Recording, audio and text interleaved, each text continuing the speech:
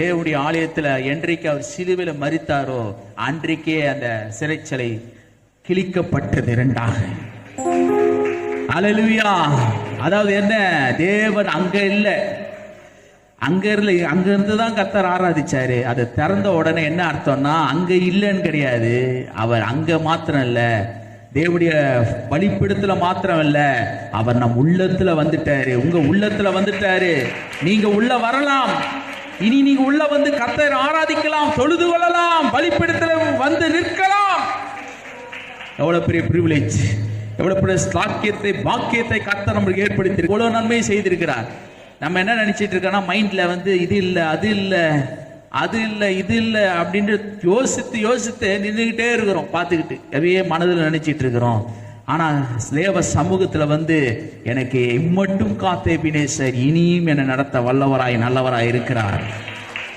ஹல்லேலூயா, ஹல்லேலூயா. எல்லா கரங்களை உயர்த்தி கர்த்தரை ஸ்தோத்திரிப்போம். யாரும் அறியாத நம்மை கர்த்தர் அறிந்திருக்கிறார். ஹல்லேலூயா. உறவுகள் குழியில தூக்கி போட்டது, ஆனால் கர்த்தர் அதை எழுப்பி அவனை பிரபுக்களோடு ராஜாக்களோடு உட்கார செய்தார். யோசிப்பை சாதாரண ஒரு ஆடு மேய்ப்பனாய் இருந்தவனை கர்த்தர் தூக்கி எடுத்து ராஜாவாய் மாற்றினார். ஹல்லேலூயா. சாதாரண ஆட்களை கொண்டு கர்த்தர் செய்வார். யாக்கோபு தன் உறவு, தன்னுடைய சகோதரன் கூட பிறந்தவனே அவனை கொல்றதுக்கு நிக்கிறான். ஒரு பக்கம் வனாந்தரத்துல, ஒரு பக்கம் காட்டுல மிருகங்கள் இருக்குது, இன்னொரு பக்கம் அவன் சகோதரனே கொல்லட்டு நிற்கிறான்.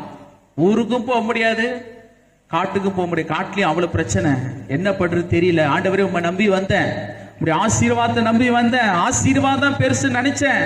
ஆனா இந்த வனாந்தரத்துல, இந்த காட்டுல இருக்கிற ஆண்டவரே எந்த மிருகம் அடிக்கும் தெரியாது. இங்க மிருகம், அங்க மனுஷன், எப்படின்னு தெரியல.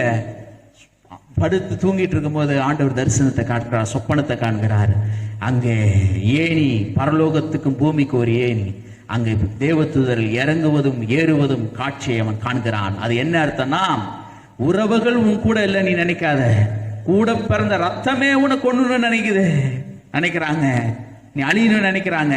காட்டுக்கு போனா மிருகங்கள் அழிக்கிறதுக்கு நினைக்குது. நீ ஆசீர்வாதம் பெருசு நினைச்சு வந்த, என்கிட்ட வந்த, ஆனால் நீ யாரு இல்லை நினைக்காத, பரலோகமே உன் கூட இருக்குதுன்னு ஆண்டவர் எனக்கு காண்பித்தார்.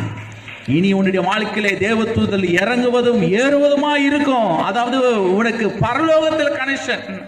எத்தனை பேர் ஆமேன்னு சொல்றீங்க? இவரை பிடிக்கலாமா, அவரை பிடிக்கலாமா, அவரை காக்கா பிடிக்கலாமா? காக்கா பிடிக்க தேவையில்ல, எலியாவுக்கு காக்காவே வந்து போஷிச்சது. அல்லேலூயா. அவர் காக்கா பிடிக்கல, ஆண்டவர் பிடிச்சாரு, காக்காவே அவருக்கு வந்து போஷிச்சது. அல்லேலூயா. எத்தனை பேர் கவனிக்கிறீங்க?